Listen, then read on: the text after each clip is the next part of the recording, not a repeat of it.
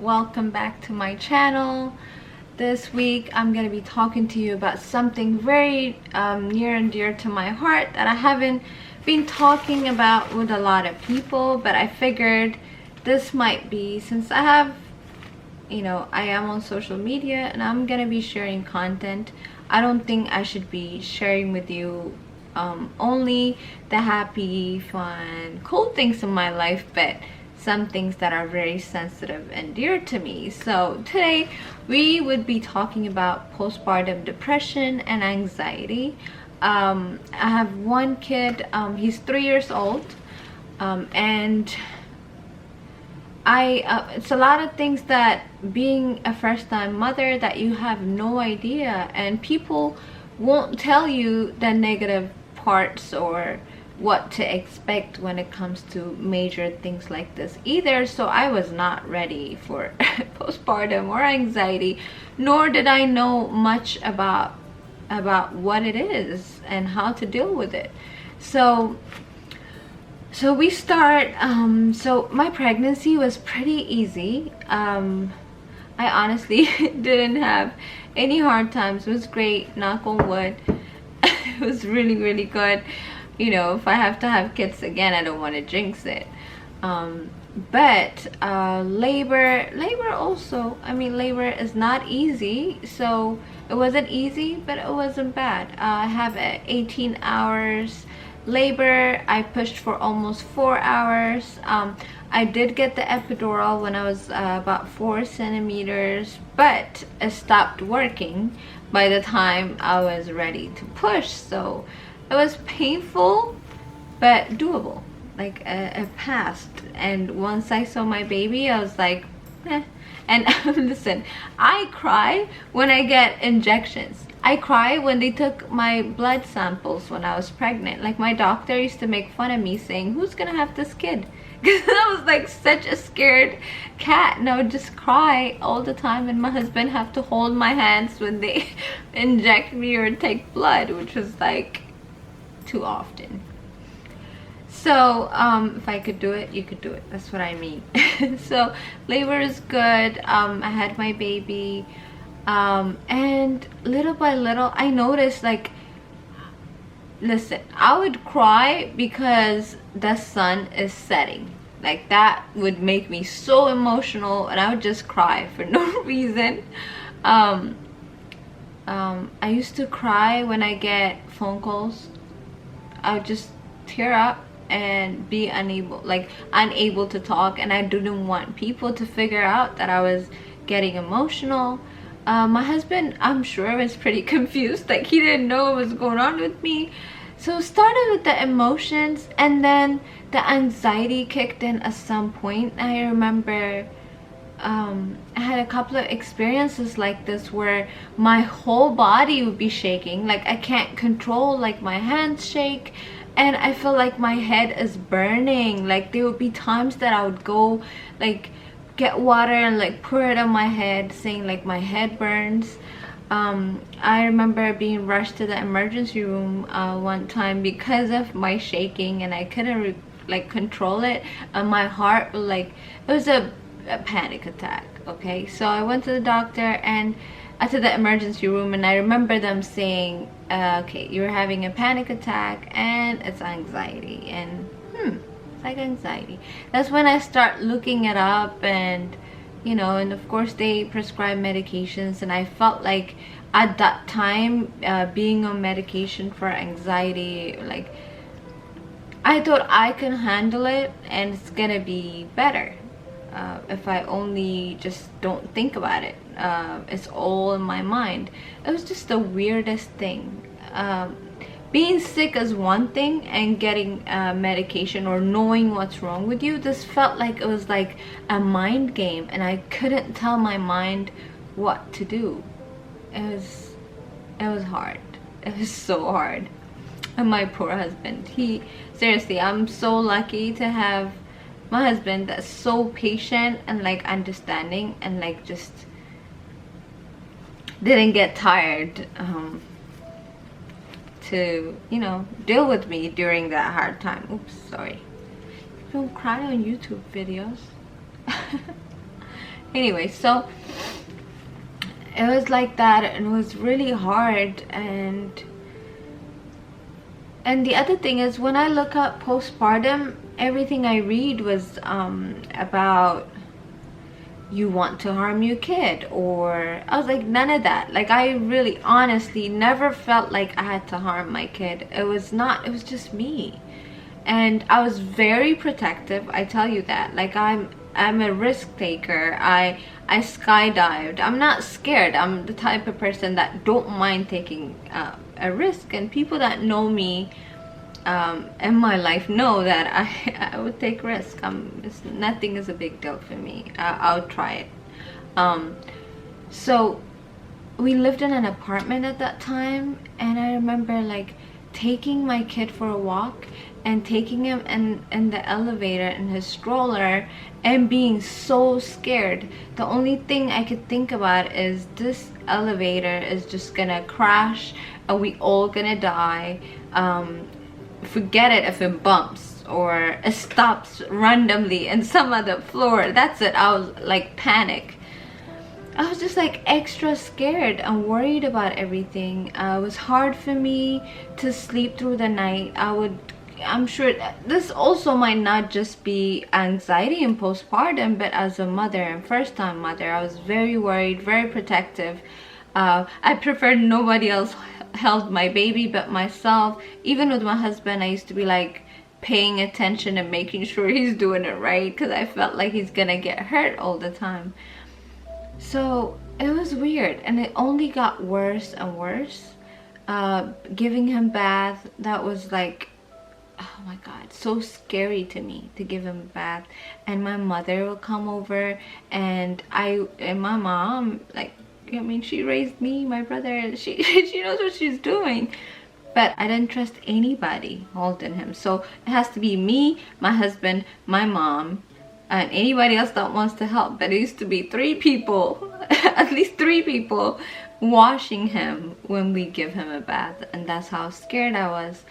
So it was really hard, and I was very depressed. I was breastfeeding, fully breastfeeding, which I was very happy about, and I didn't have too much of a hard time with that, so I can't complain, and that was great.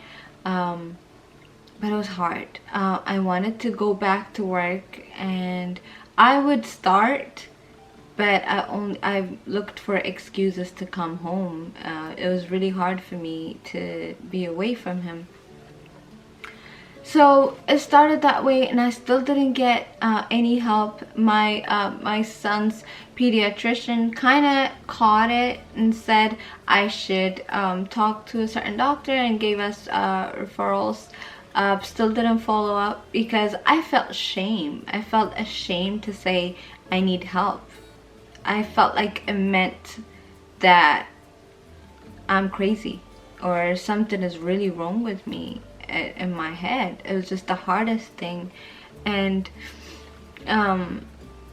coming from a family that's both our families and everybody we know in our community, being from Ethiopia, I feel like that's not talked about a lot and discussed. There's other ways we deal with it. If you're religious, that would be one way to deal with it. But for me, it was very hard, and I'm good. I'm like social. I like talking to people, but I hate talking about issues that has to do about me. Like telling people this is what's wrong with me. I had such a hard time doing that. So, and not being good at asking for help, it made my process even longer. I feel like I'm much better now. So it took a long time till I got help and started counseling. So that helped, and I wanted to talk about this because I want people to know, and first time moms especially, or not first time moms, second times, because sometimes you don't know what pregnancy it's gonna happen in or what baby. So I hope you find this helpful, and it's okay to ask for help, and it's okay if something is wrong. Our bodies go through a lot. Our hormones are all over the place, and we have this new little adorable being that we're responsible for, and that's a lot of responsibility. And some of us might not handle it well, and others might do amazing, and which is okay. Don't compare yourself to another mom. Don't compare your baby to another baby. Like, do you, like, get help, ask for help, talk about it. It's okay. I don't think this is something we have to be ashamed of. There would be a lot of times that I'd be crying and I'd be thinking something's gonna happen, and then, oh, like I said, when my head was burning and like I would have the shakes when I have panic attacks, I start thinking in my head that I must have cancer. I was like, that's it, I have brain cancer. And this is what I'll tell my husband, I think it's cancer, I'm just gonna die. Like, it was the weirdest thing what your mind creates. It was crazy. So I say get help. If you're not comfortable with telling family members, friends, just talk to your doctor. They would have recommendations. They know these things happen, and it's okay. It's not just you.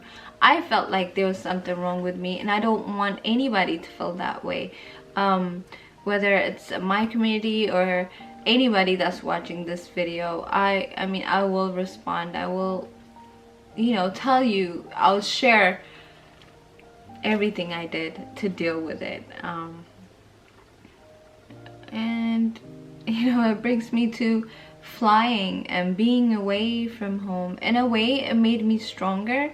It made my baby stronger. So I leave him for 2-3 days at a time and come back. I'm gone for 3 days. I'll be home for 4. And I'm okay to do that now. It is really hard, and with the anxiety, it doesn't help. And then on top of this, while I was having all of this, and like when I was like in the center of it, when it was really bad, is when I found out that my son have food allergies. I would share in another video on how we found out and what his allergies are and how all that came about, and in another video. But please, if you are feeling depressed, or you have anxiety postpartum, you feel like you're feeling like not yourself, and you're having a hard time getting up and taking a shower, that was like the hardest thing to do. Like, it's just something that you do all the time in your life, and it's normal. It was so hard, and you let go of yourself. My hair was shedding, like, still, like, that's the reason why I cut it short. Even right now, it still sheds, but at that time, like, this, I don't know if you could see, like, it came back now, but like most of my hair here was gone. Like, I looked sick. Like, I lost so much weight for somebody that just had a baby. Like, I lost so much weight. Like, I was way skinnier than I was before I even got pregnant. Like, right away. And it was hard. Completely, I start pushing people away. I did not want to talk about it, so I covered it up, and my way of covering it up, I don't think I dealt with it the right way. It's okay, but get help as soon as possible. It makes a difference, and it's okay. It would get better.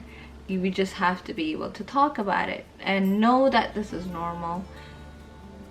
It's normal.